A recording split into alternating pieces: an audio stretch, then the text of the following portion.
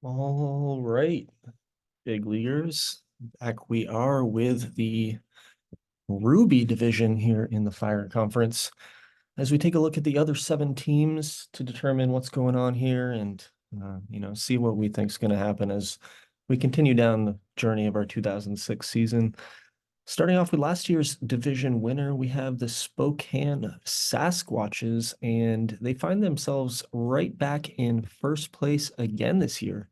Right now with a 37-28 record, back-to-back postseason appearances for Chris and the Sasquatches, getting as far as losing in the conference championship last year. So I think they had some high expectations coming into the offseason and plan to compete again. The Ruby division is infamous now for having no one win the division more than once.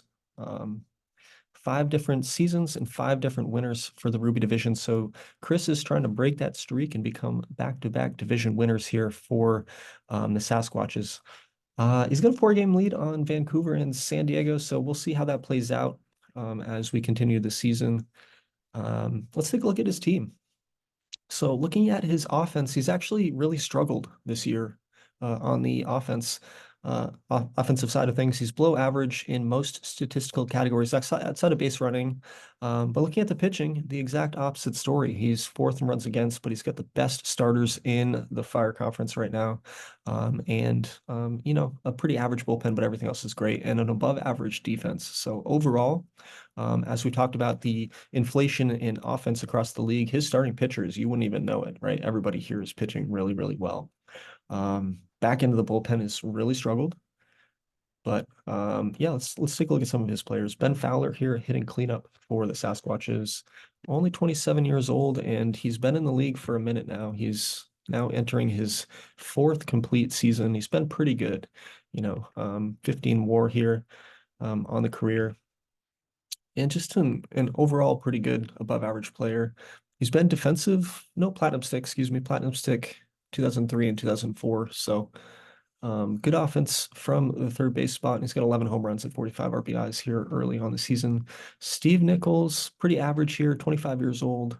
Looks like he's in his third season, but he's been a part-time guy the last 2 seasons, and he's been a below average part-time guy. And all of a sudden this year, he's on pace for 6 WAR. So that's pretty fucking weird. But good for Steve Nichols getting some playing time this year and making the most of it, as it appears. But I definitely would say that Steve Nichols is probably going to come back down to earth here for the Squatches. Wayne Williamson, I really like this guy. He's a 60-60 overall, pretty good defensively, speedy, fan favorite. He's got good bars, you know. He was the fourth overall pick in 2002, and he has been up. It didn't take him long to make the major leagues. He's been up since 2004 was his first full season, and he's been nothing but good. 2 quality seasons before this, and he's on pace for 4 WAR again this year. So Wayne Williamson, Beagle, big part of what Chris has going on here in Spokane. Nick Ventris as well, hitting DH this year, but he's a young guy. I feel like he was a top draft pick. Let's take a look at his history. Fifth round draft pick in the inaugural draft. Okay. So yeah, he was taken in the inaugural draft, one of the young prospects taken, and he actually didn't live up to his expectations. But again, he's been pretty good since he's been up, and he's having a pretty bad year this year. So he's actually been a pretty big liability for Chris in right field, as he has a -1 WAR. But yeah, overall, his lineup is pretty subpar, and it's shown that way so far in the statistics of the team stat rankings. Looking at his pitching, though, that's what we were talking about. He signed Matthew DeAguilar this offseason. Pretty ballsy move, right? He gave DeAguilar 2 years, and he's going on 39 years old, or he's midway through 39, so he's about to approach 40.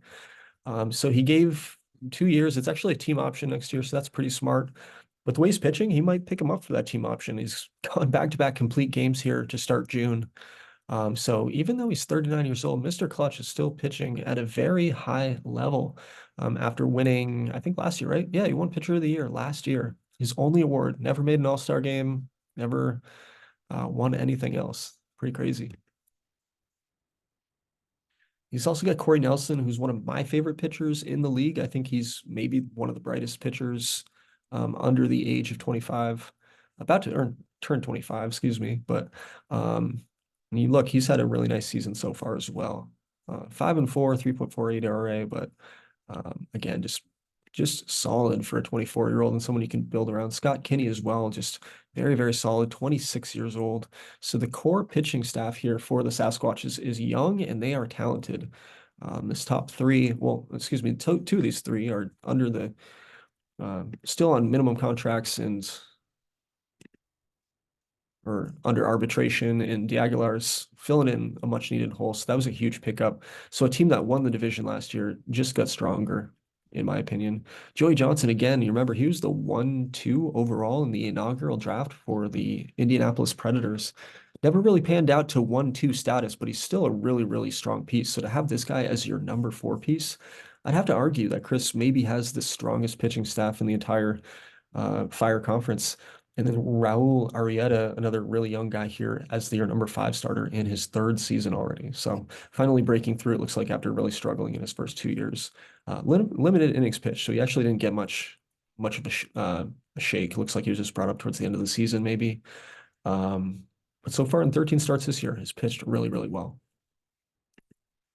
So yeah, that's the number 1 starting rotation in the Fire Conference, and his bullpen has struggled as I just kind of mentioned. Back into the bullpen, not doing what they should. Mike Harville really only has a fastball. His curveball is not great. 2-pitch guy.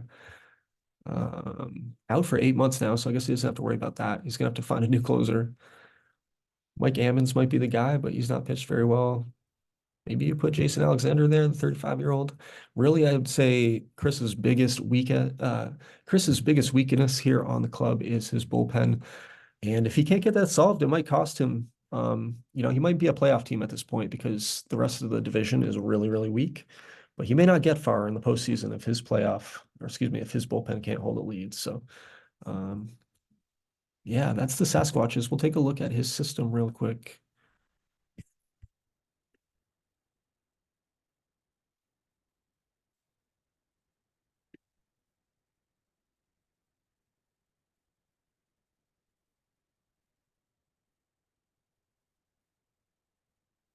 And he does have a lot of top 500 prospects, so he's got a pretty deep system, but not a ton towards the top. He's got a few guys, number 17, number 20 prospects, so 4 guys in the top 60. That's not terrible. Looks like JJ June is not far away as the 3rd baseman, along with Bill Pedler. So he's got 2 guys, a pitcher here. This guy looks okay. So he's got 2 guys that are not far away from helping the big club out. So as a competitor, that's good to see. So yeah, I think the Sasquatches are in a pretty strong position right now. We've had a lot of turnover in the Ruby division. I think we have 3 new managers this season. Um, I'm a terrible I'm a terrible GM, clearly. And I feel like Phoenix just had an 11-game losing streak. So even though they've been, the workhorse of the division over the last 5 years, who knows what their future looks like. So Chris is in good shape here with a couple depth pieces and a really good roster. So on to the next team. I think last year was, I don't know, who finished second last year? Was it San Diego? I don't think so. Phoenix, I think, right? Yeah.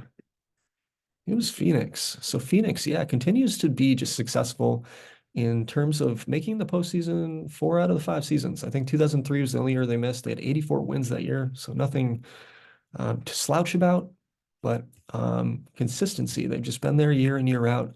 Again, they just went on an 11-game losing streak here early in this season, but they, figured things out once they came to Oahu and swept me, and now they've won 5 straight games. So you're welcome, Brendan. Happy to get you back on track. Their big piece over the years has been Nate Fried, and it seems like he should be older than he is. 28 years old. Can you believe that? This dude has been dominating the league. MVP status, right? MVP back in 2004. Has just been so good. He's at 31 WAR already, and he's 28 years old. So he's definitely a future Hall of Famer in my book. Again, injuries, something like that could really derail that, but if things hold, he is going to be in the Hall of Fame. But looking at his offense, outside of that, Nate Fried is it. His offense has been bad this year. Out of 14 teams, 13th in average, 10th in runs scored, 11th in on base, OPS. Go down the list. is true to his form of the last few years. He still hits home runs, but he's more slouched to the middle of the pack for that, 6th out of 14 teams. So we'll see where this team goes from there, but that's where he's sitting right now. And his pitching's been okay, slightly above average, average-ish, and same with the defense. Um, so looking, it looks like his pitching's kind of carried him, and that's pretty standard from what he's been identity-wise as well. He's had really good pitching over the last couple seasons. So Nate Fried, again, we've ported him out. Jordan Smith here, pretty average guy, but does have some WAR going this season, 11 home runs already. I don't really, nobody here just like blows me away, right? All these guys are sub 28, so he's got a really young team right now. Chris Woods looks okay. Again, he's only 26 years old. He's an average player, he's nothing special.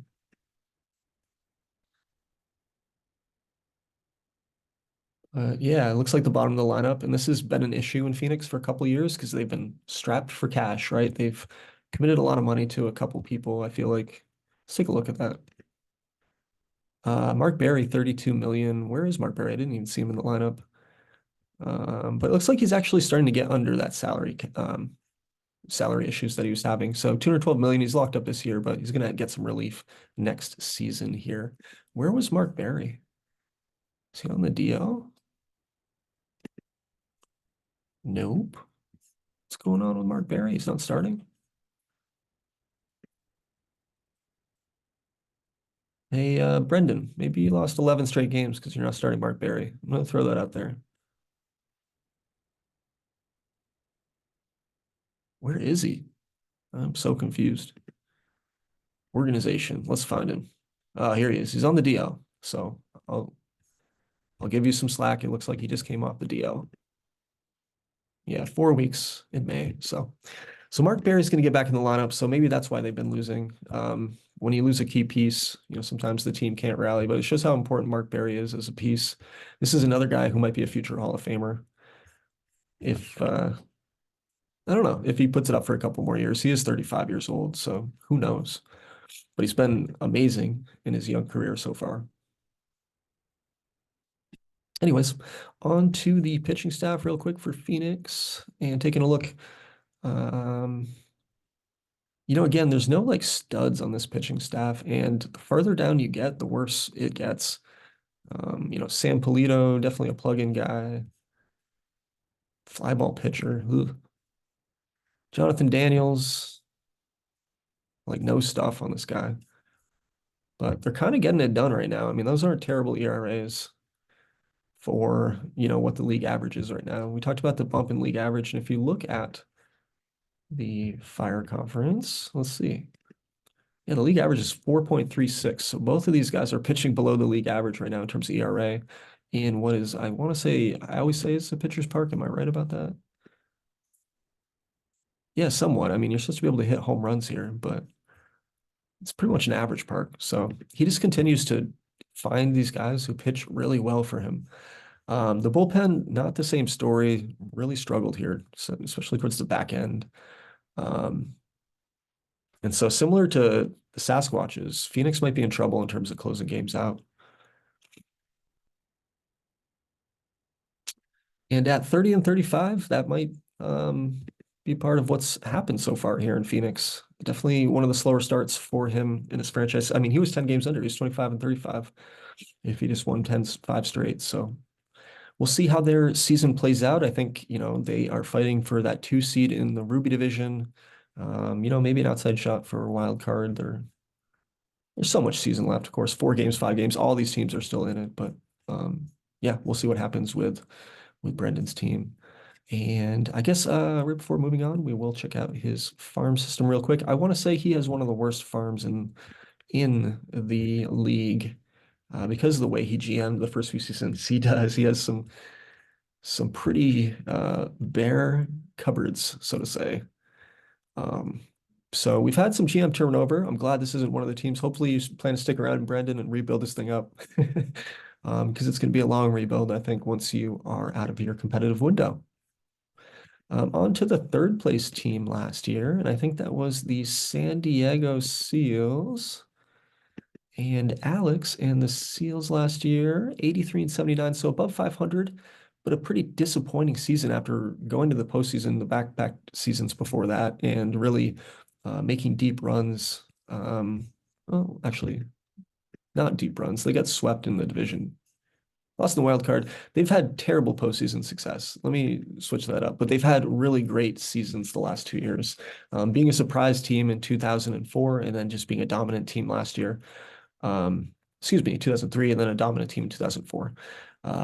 Getting all jumbled up here in my ears. But Alex's team off to another good start. He has one of the best pitchers in baseball, best two pitchers, I'd say, in Craig Robinette, who's just a stud. Last year, led the league in innings pitched, strikeouts, ERA, and wins. Led the league in wins the year before that, so gets the run support from the Seals as well. And won pitcher of the year last year, I believe he did. So Craig Robinette at just 25 years old, just about to be 26, really just a true ace on the San Diego Seals. Nick Schneider had a great season last year as well, last 2 years. Finally come back down to earth this year a little bit, but still pitching pretty well, and not a bad pitcher to have in the two spot, 27 years old. Then after that, it's kind of some filler stuff, right? Well, Iglesias and Marquez, definitely some fillers. Both of them are pretty young, 29 and 25. And then we got Joe Butts here. Joe Butts was actually in the inaugural draft, sixth round pick, and has finally made his debut last season, going 12 games in relief, 24 innings, and now getting to start here for the Seals. He's pitching pretty well for his basically his rookie campaign, I want to say. Um, Definitely maybe another strong piece to the rotation here for the Seals and another young piece. Going on to the bullpen, their bullpen's pitching really well this year. Fourth in starters ERA, third in bullpen ERA. Although it doesn't look like they're pitching that great, I don't know. This bullpen looks pretty mid, if you ask me. A lot of just like average relievers, no one to really anchor the back end. So I feel like that's the theme of the Ruby division. No one wanted to invest in bullpen help, because we got a bunch of teams with good starters and then pretty barren bullpens. And then looking at the Seals lineup, they did pick up Chris Jackson this offseason. That was a pretty good signing. He was just sitting out there. Put up 4.2 WAR last year. He's on pace for 3.2 this year, and not the craziest bars, but the guy's produced. He's 35. He's still got some juice left in the tank, and he's done a decent job in the cleanup spot for the Seals. Their average is their offense is pretty average. They nothing to write home about, but they're doing enough to get the job done. 33 and 32, sitting at second place, a tie for second place here in the Ruby division. Bill Bryce is really kind of the star of this team still, I would say, 29 years old. Although he's, regressed a little bit this year after his 8 WAR season last year. Although that's pretty hard to replicate year in, year out. 4.2 is nothing to shrug about if he stays on this pace. And he's just a really great fielder. Probably the best second baseman fielding wise in the league. He's won I'm full of shit. He's only won one Gold Glove, 3 Platinum Sticks, but just again, a top player. Chris Mills, another really strong hitter who's digressed a lot. Yeah, he's completely fallen off since 2004, so might be an empty contract. 19 million owed to him this year, so last year of the deal. Going to free up that money for next year and be able to reinvest that in something younger. Mike Wilson, another really good piece that he traded for. I thought, nope, free agent signing. So this was a free agent signing this year. This is actually a huge pickup for the Seals. And he gave him just about 69 million over 3 years. Not a bad price for a 29-year-old perennial all-star. Unfortunately, I don't think he's an outfielder anymore. Looks like he's playing left field, but doesn't look like he can really do it that well. But he's on pace for 7.4 WAR, so what do I know? And he's playing first base, so that's smart. So Alex has him playing first base, and he's playing that defensively really well. So Mike Wilson on pace for maybe an MVP-like season. Taking a look here, expanded standings. Oh, never mind. So yeah, I really like the top of his lineup. I don't know who this guy is. Looks like he's a rookie who's playing pretty well.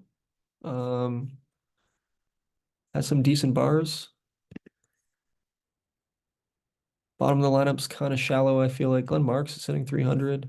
I don't know. His lineup's pretty good. I think they're underperforming right now. I think his hitting is going to get going, and I think they're a dangerous team. They were really a surprise to me last year. I'm not sure why they missed the postseason. They were off to a super hot start, and then they just played like shit for the last like 3 or 4 months of the season. So hopefully they can reverse the curse this year. They started kind of slow, and maybe they'll start or finish strong. I definitely have them as probably a top two team with the Sasquatches here in the conference right now, or in the division, excuse me. Looking at their system real quick, and then we'll move on.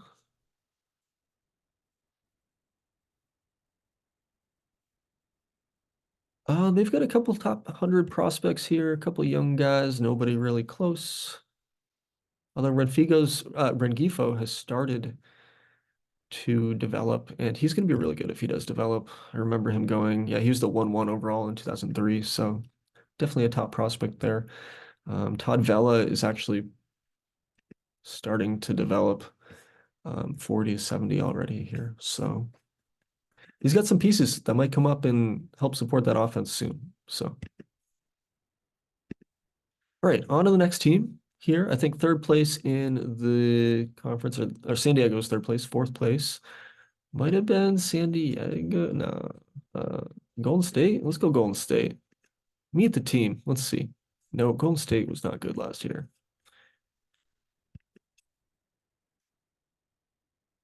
Oh, nobody was good last year. Uh-oh. Maybe it was me. Was I fourth place last year? Let's take a look. Well, maybe I was. 75 wins. Oh, San Antonio. All right, it was me. All right, so 75 wins. Oahu Paddlers.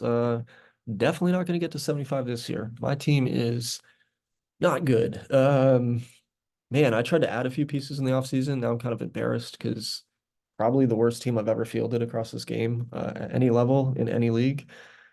The pitching has been absolutely terrible, like absolutely terrible. Like look at my ERAs here. My best starter's ERA is 5.01, and he's 3-7. Offensive categories, I'm 10th to 13th in everything out of 14 teams. And my pitching is pretty much the same. I'm worst in starters ERA. I'm 12 out of 14 bullpen ERA. I'm 14th in FIP, 14th in WAR. Like I'm just terrible. And in my defense, actually not terrible. Like errors and zone rating, I'm third.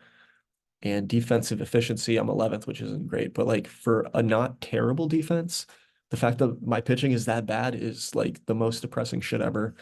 Um, yeah, I mean, it doesn't really help. I mean, I have a lot of guys on the injured list, and a lot of them are pitchers and young pitchers. So I really don't know what my potential could have been this year. So I've got like, let's see, I've got Jamie on rehab assignment. I've got Nate Tester on rehab assignment right now. Blackwell was just injured. He just came back. Uh, Illig, who I think is going to be good, is on injured list. Jim Jones, who's a good reliever, is injured. Well, my shortstop's injured. So my team's a freaking mess. Um, and for sale. So come knock on my door. I know I'm in conversations with a lot of people. I appreciate your patience because I'm definitely not the quickest at getting back to people. Sometimes I neglect my team a little bit because when you run the league, it's just like it's overload to be logged in for too long. So yeah, my team is really, really freaking bad. There's not a lot to talk about. Obviously, the big guy to talk about is Ben Blackwell. Won the MVP last year, his second MVP, probably the best player in the league, or at least top five. Definitely has slowed down a bit this year, but he's been injured. And I still think he has a ton left in him. He's extremely popular. He is on a pretty big contract this year, but like I said, I'd retain. He could opt out, but he's got 2 more years after that on contract. So yeah. Ben Blackwell is on the market. Joe McLean has been a disappointment, sort of, this season. Definitely taking a step back for me. David Ursidy's been really solid. This guy's on the market as well if anybody's interested. He's put up like a consistent like 3 WAR every year.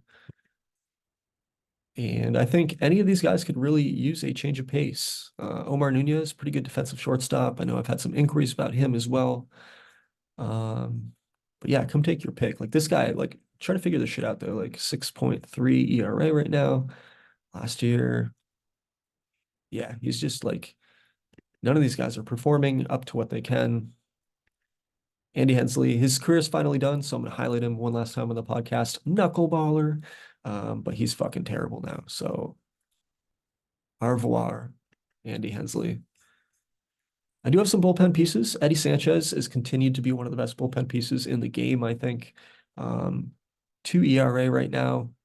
Padilla not pitching fantastic yet this year, but he's still a top end closer as well. Austin Ridley, brand new guy. He's actually a rookie. So I'm kind of excited about Ridley and his future with the club. Although, again, he's going to be a bullpen piece. He's only got 2 solid pitches. So, yeah. And the really depressing part to me is that, some of my young pitchers that I just called up, I just don't think my window's here. And now I'm looking to kick it down the road. So my system's not great. I've got a few fun pieces here. But I don't know. I don't know when I'll be competitive again. I might be in the dumpster for a couple seasons before I can turn it around. We'll see what my return on Blackwell is and some of these other pieces and how quickly I can turn these draft picks into TBL products. But yeah, things aren't looking good in Oahu. On to team number 5, and I think when I was going through, I saw Vancouver. I don't remember. Nope. It was Golden State. So Golden State, brand new GM this year. Clayton decided to hang it up after last season. He was an original GM and gave us 5 good seasons, but decided the time commitment was too much. So now we have a Matt number 3. So welcome to the league, Matt. We wish you a lot of luck in building a successful franchise. Obviously, you're in my division, so not too much luck, but yeah, hope you have some fun here and enjoy the podcast. I think you have some work to do on your team as you look to rebuild Golden State. They were competitive for a couple seasons here, playoff wise, but then fell off last year as Clayton became a little less active last season. So, not sure how long of a road it'll be back to be competitive. You have the worst offense in the Fire Conference here for the captains, 14th in almost every category except for steals. So some definite work to do on the offensive side of the ball. Looking over at the defense, or the pitching, also not great. 13th, 12th in a lot of categories. So you're right there with me, kind of in the dumpster. In 27 and 38 this year, not off to a great start. As well. So we'll see what Matt has as a GM here. I haven't done a lot of communicating with Matt yet, so I'm not sure what his style is going to be like, but we'll see if he tries to rebuild here at the trade deadline or what the deal is. He does have a couple guys locked up for a couple seasons, so he does have to worry about those kind of contracts unless someone wants to take these guys. They are young, so if he retains up to 50%, there might be some value here for some GMs to move these guys. And then he has a bunch of people coming off the books. Not too much though. You look, his salary doesn't really shift from year to year to year too much. So he does have a lot of wiggle room right now. I want to say like 5 million. So he must have a lot invested in his budgets. Let's see. So yeah, Prejean is definitely one of the better players on the team, I want to say. He is only in his 3rd season, is that right? 4th season. Okay, so he played about a half season in 2003. He's into his 4th season now. He's an average player. He really struggles in the field, so he really is a first base DH type. But at 25 years old, he can definitely hammer the ball, knock it out of the park. The rest of this lineup is pretty weak, right? A lot of journeymen, a lot of fillers. In a year where offense has really been inflated, I mean, we got like no home runs out of this lineup here. They are 14th dead last home runs, 43 home runs. So if you take Prejean out, they're at 30 home runs. Like, definitely not great. And the starting pitching, much like my team, he's just really struggled here. Like Dixon's been okay, the lefty. Korea's been okay. Like these are like league average now with what pitching's at. But man, Cloudis, Hunt, Herrera, all have pitched really bad, especially Cloudis. So his bullpen, Mike Jenkins, this is an ex-Paddler, if I recall. Yep, a couple seasons ago. Looks like he was a free agent signing. He's pitching pretty well. So again, if Matt decides to flip the switch and Going to sell mode, I think Mike Jenkins would get him some assets in return. Same with Alex Watkins. He looks pretty good. So there's definitely some pieces in this bullpen, but a couple bullpen arms aren't going to help you when your team is not very deep and has a lot of holes. Um, Taking a look at Matt's system here, what does he have to work with? Anything? It's pretty mid, right? He doesn't have a lot of crazy assets. Jesse DeVol does look nice. I remember this guy, and he's not far away. The only problem is, I think, for Matt in Golden State is when your team's super far away, what do you do with a superstar who's about to come up and not far away? Does he let him play a couple years, develop at the major league level, and then flip him for further assets? Or does he try to build around this guy in the future? And do you build around a guy like this? This guy doesn't play very good outfield. So although he's a left fielder right now, it looks like he may be destined to play first base or DH. Like 80% of the batters seem to be in out of the park. Yeah, so another couple good, guys here, but young, who knows what they're going to turn into. So yeah, Golden State, definitely a franchise not in great shape. Probably a rebuild ahead, as he's having a tough year this year, and I don't know. We'll see what Matt does as a new GM and how he decides the direction he decides to take his team in. That's going to bring us to the next team here, and that is the Vancouver Vandals. Vancouver 63 and 99 last year, and Dylan just started to get more and more inactive as the years went here. Nice guy, and he was super active in chat, just didn't get his exports in all the time. So he decided to give his notice here, and we have a brand new GM that just took over last night and is welcome to a little podcast here on his first day, and that is Bob. So welcome to the league, Bob. Hopefully you'll get a little rundown of your team here, get a hang of things and figure out what you want to do with the Vandals, because they've been a team in disarray here for a couple seasons now, I want to say. Made the postseason in 2003 as a wild card team and made it all the way to the conference championship, had a really nice postseason run.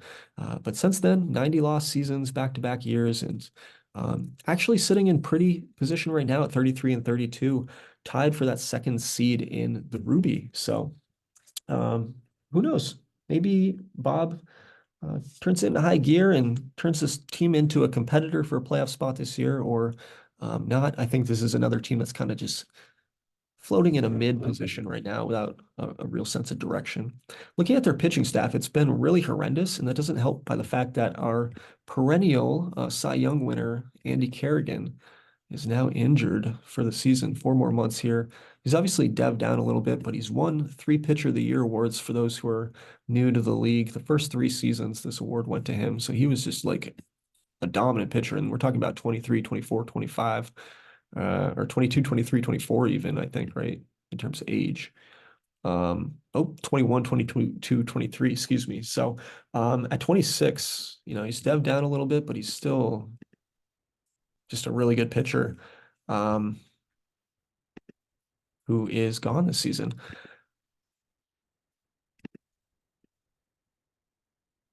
And looking at the rest of his pitching staff, it's really hard to replace that. And I mean, he's just got like literally like double A and triple A guys. Like Bob right away in the first few sims could just go sign some free agents and improve his pitching staff. So as a 33 and 32 team, I think there's some wiggle room to improve and maybe sneak into the postseason. Remember, top 2 teams in each division get to the postseason, so a really bad team could sneak in for the Ruby division. It's definitely possible. Looking at the bullpen, again, some good pieces here, but not a lot of depth. A lot of young guys, it looks like, not fully developed. Got 23-year-old, 25-year-old.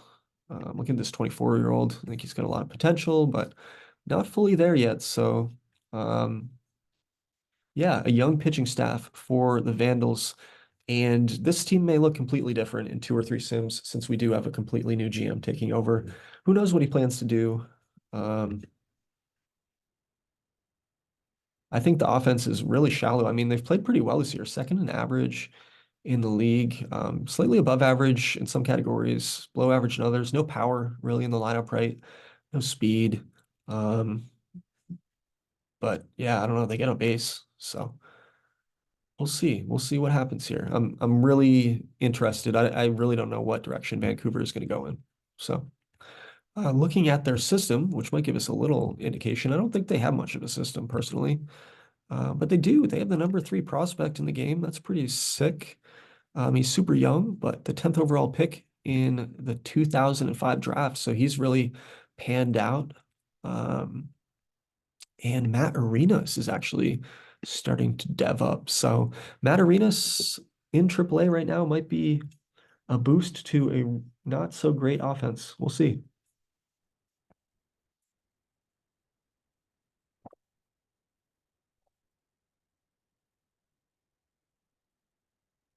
Okay, that's going to bring us to, let me see, did I forget anybody? Are we at San Antonio? Is that our last team? We are, San Antonio. So San Antonio recently taking over by Kay, who is a GM I know from a previous league, and definitely a good GM. We'll see, brings a lot of experience, out of the park experience to our league. So I'm super happy to have him. So welcome to the league, Kay. Um, and you got your work cut out for you, right? I think your team started 2-20 this year, and now you find yourself only 5 games out of a playoff spot. So nice way climbing back into it, but definitely not a very deep team. I feel like Bobby, the GM who was in charge before you, was going to start rebuilding and started to push off some assets, but then he got, as happens, busy and had to step away from the game. So um, here we go, and let's see what you can do with the team. Looking at the team, Jeremy Andrews, just 23 years old, actually looks pretty promising. Um, Off to a decent start to his career. Looks like he did play last season as his rookie year and didn't do great. But this year definitely taking a step in the right direction. So that's pretty exciting for the Chiles Picantes. Manny Perez, a filler. Norm Soto is really the stud of this team. 32 years old, about to be 33. So he's starting to head in, on the downside of his career, or at least, excuse me, down the stretch of his career, as hitters can definitely play deep into their 30s, so he's probably got a lot left. But um, yeah, Norm Soto definitely the piece that this team revolves around, and he's hitting pretty well so far this season. Josh Mann, 26 years old in his second season as well, doesn't look terrible. So their lineup, their lineup's pretty average. So far this year, they're very below average. They haven't performed through 65 games at all. And the same can be said for the pitching staff. This team's just really struggled so far this year. Um, so I have a feeling Michael is going to be selling pieces here. Um, at the stretch, yeah. That would be my guess. I don't think he's trying to compete this season, even though he's climbed back into it. Terrence Mason's a piece that I think can hit the block and take in a pretty nice asset. He won Pitcher of the Year back in 2004. And he's extended for the next 5 seasons. So if anybody really wants to invest in a left-handed pitcher who's going to be locked up for a long time, Terrence Mason might be a good option for you.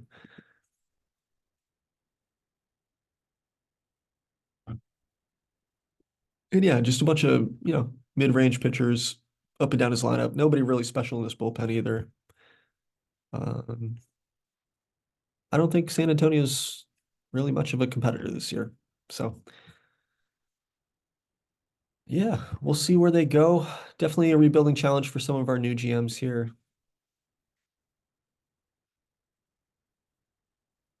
Taking a look quickly at K's system, and he's got some pieces to work with. Again, a couple top 500 guys, and a couple guys that are kind of close, right? Dan March, Barry Pup, Mickey Stevens.